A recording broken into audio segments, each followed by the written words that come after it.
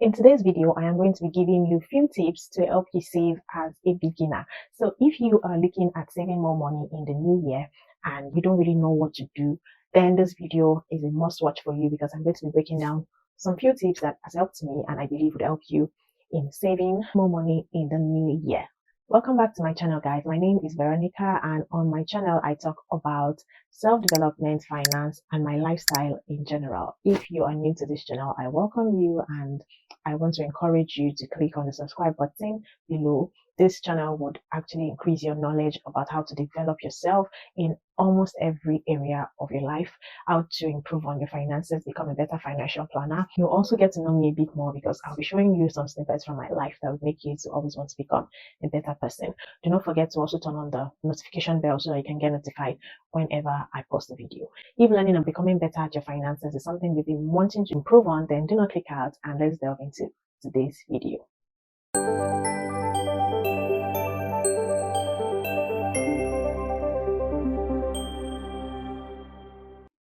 Welcome back, guys. Today I'm just going to be telling you ways that you can improve on your savings, right? The two major ways to increase your savings is either by increasing your earning or reducing your expense. So I'm going to put numbers to it. Imagine that you're earning £200 and your expense is actually about 180. So that means when you earn £200 every month, you spend 180. It means that you have just about £20 to probably save or decide what you want to do with it. But imagine that your earnings increases to about 300 and your expense remains 180. That means you have 100 extra, which makes it 120 in total to save.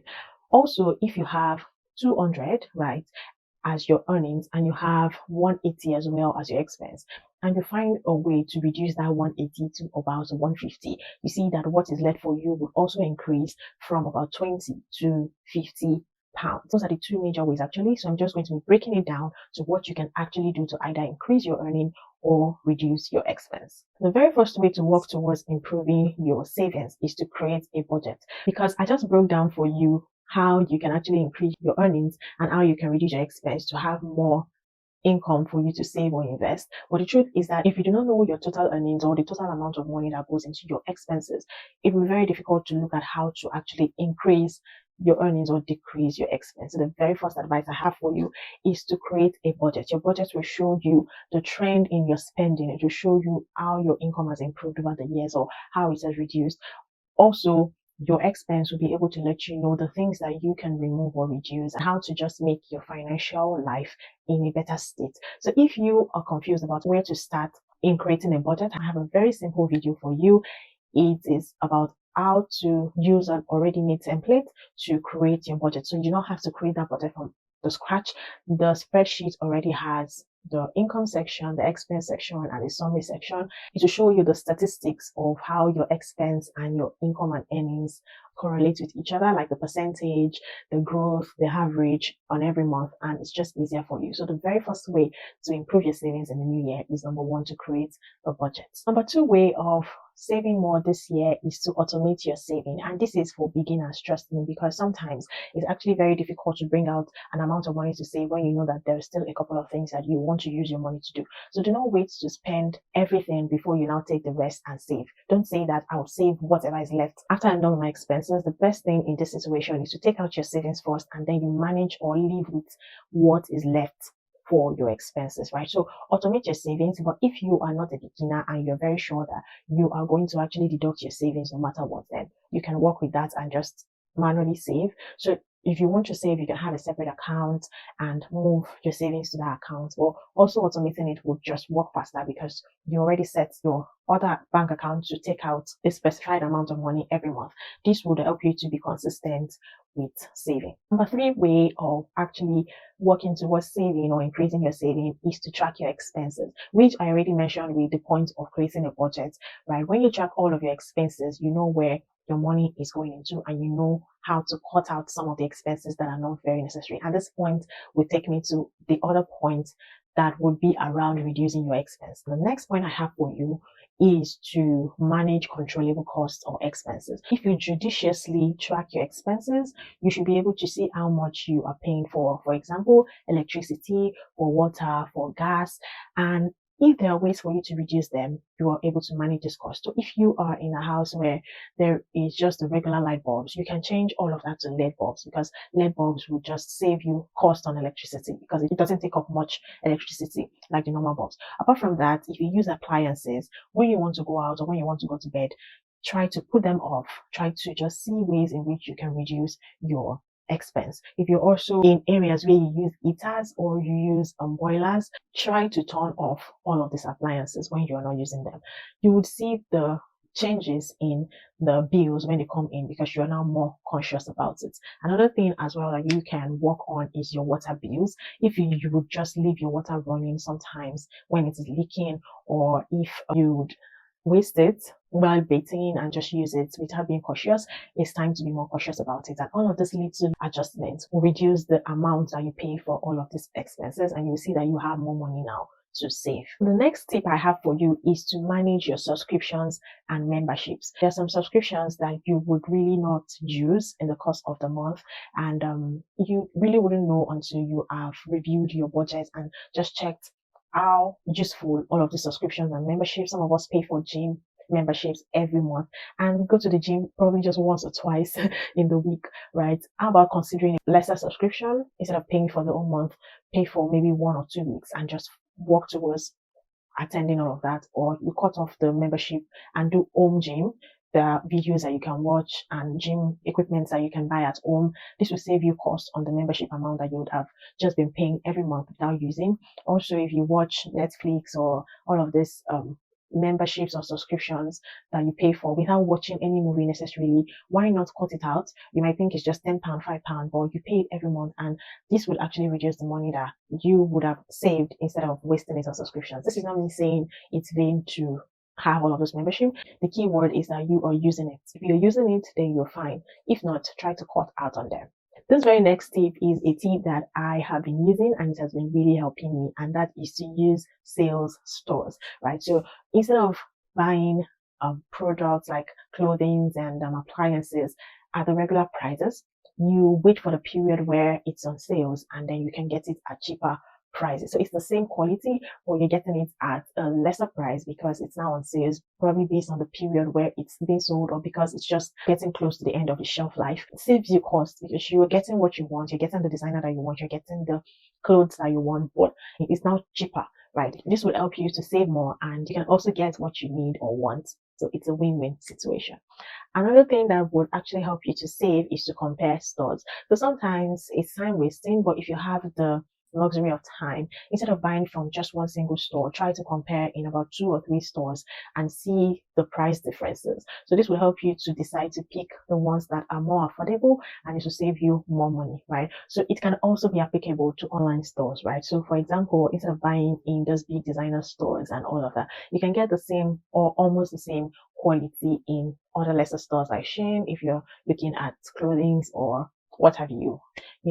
Look at different stores for what you want and just try to buy it in a more affordable store so that you can save money. Another important tip is to ask for discounts, right? This one helps me once in a while, and trust me, I save a couple of pounds from that, and it might not be a lot, but it's something. For example, I was going to buy some books and there were 2 sets of books, but I was going to pay for it immediately. So I reached out to the seller and asked the seller if I could pay a one-off delivery fee, given that I'm buying the books and it's coming to me directly, because it was set up on the store in such a way that the delivery fee for each of the books are different. I asked the seller if I could get a discount on delivery and he agreed, right? So sometimes you might not get this discount, but there's no harm in asking. So if I didn't ask, I'll probably have paid a double fee on delivery, given that it's actually coming to the same address. So it's supposed to be the same delivery price, right? But because the books are separated on the platform, they just have their individual delivery price. So that's just an example. You can use that even for any other thing you want to do. In walk-in stores, you can just ask, I'm buying these 2 things. Can you cut out something for me?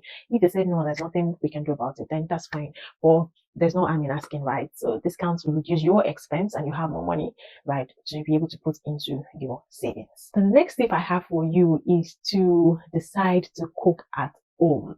Honestly, some people might not like this point, but I'm sorry I have to say this. Cooking at home will save you much more cost. I know it might be stressful, and this doesn't mean that you should cut out on eating out totally. I'm just saying you should try to cook more at home because it will save you more cost. Just buying from outside would be much more expensive. If you are always spending money on eating out or buying from outside, it's going to take so much from you than when you cook at home. So my brothers, my sisters, you can now cook at home. There are a lot of YouTube videos on how to cook, so that's not an excuse. Don't even tell me that you cannot cook, right? You can learn and you can save more money, right? Or you can actually cook in bulk as well, so that you don't have to cook all the time. As long as you have a means of storing it and ensuring that it doesn't go bad, right? You can cook in bulk as well. So that's another way of trying to reduce your expense so that you can have more money to save. So this next point would be on how to increase your earning, and that is to learn new skills, right? So if you are into a particular field and you have a job already, you can actually look into learning new skills that can bring you more income, right? You can work a side job with what you're doing, or if you just want to transition. For example, there are a couple of people that are transitioning into the tech industry, and the truth is, these skills are things that you can learn virtually. You can just learn it just by having a laptop and internet connection, and it will take you between 3 months, 6 months, 9 months, and even 1 year. Trust me, it's not that difficult. So try to learn new skills and try to work on getting jobs that will fetch you more earnings. This would work, and this would allow you to have much more disposable income to save. The next tip for you will be to DIY things for yourself. DIY means do it yourself. So there are things that you would ordinarily have called on artisans or other people that you have to pay to do for you. Honestly, some of these things can be DIY'd by just watching a simple video or just reading the manual. So instead of you paying people to do these things for you, you can DIY. For example, for someone like me, I'm a craft person. So there's some things that I would have paid people to do for me that I can do by myself, and it saves me a whole lot of money. Sometimes as well, I'm able to make gift items for my friends, my families that are celebrating one thing or another, and that saves me the cost of just going out to get gifts for them. So you can just look at things that you can do yourself rather than giving it out to people that would collect money from you. This will help you to save more because you now have more money to yourself that would have gone out to someone else. Another tip that would help you is to avoid impulse buying, right? I know this tip talks to a whole lot of us, including me. So we just go to a store and we have it in mind to buy a couple of things, but we get carried away because we see something else that just catches our fancy. This is not a bad thing, but honestly, when we fall into this temptation all the time, it takes a whole lot from us. So another way that can help you to save more money is to avoid impulse buying. And one thing you can do that can help you is to have a list and focus on that list. When you're seeing something else that is not on your list, you walk away. It's not very easy, but let's just try it out. That works, and trust me, it's just much more easier to reduce your expense in that aspect. The next point I have for you is to have an emergency fund. I know a lot of people do not always talk about having an emergency fund, but this video is one that would address that, because an emergency fund would help you to always save towards unforeseen circumstance. Honestly, you might ask me how this relates to saving. This is different from savings because you are not saving to cater for unforeseen emergencies, like when your car packs up or when you have a medical emergency and all of that. You're saving because you want to have something to invest on, you want to have something to rely on when you want to achieve some of your goals. But emergency fund will help you to focus on things that you have not planned for. So if you only have your savings and something comes up which is an emergency, you have to take from it, and that will reduce your saving. So it's better to just have a pocket for savings and for emergencies as well, so that one doesn't go into for another and your saving goals are still met. Okay, so emergency funding would also help you to save well because you have already covered for emergencies to a reasonable extent, and your savings is not affected when an uncertainty comes up in your life. Another tip I have for you is to get already used items. So it doesn't have to be clothes, trust me, but there's some other things that you can get that has been used before. For example, books, right? If someone has used books before and has used them lately and is selling at a cheaper price compared to what it will be sold for when it's new, that's actually a good buy. You can consider that. You can also consider things like decor items or furniture items. These things are still reasonable to use even when it has been used by other people. This will save you cost, and it will still meet your needs. Apart from also asking for discounts, you can also negotiate your bills. There's some bills that can actually be reduced by the providers, especially if, number one, you are a long time customer, or if you're paying a high amount of money or getting a lot of services from that person, you can actually negotiate or ask for a reduction. And if you're granted, it just saves you some amount of money. I have one final one for you, and that would be to set realistic goals. Like I mentioned in the last point, your savings is to meet your goals that you've set for yourself. If you have an exam that you want to write, or if you watch my previous video, you know that I spoke about achieving my goals of reading books, my goals of writing an exam, my goals of traveling. The one major thing I will actually be doing is to be putting money aside for each of those goals, and that's where savings comes in. If you have not seen that video, I will link it up somewhere on the screen so that you can watch it. And your savings will just help you to cover some of these goals that you've had.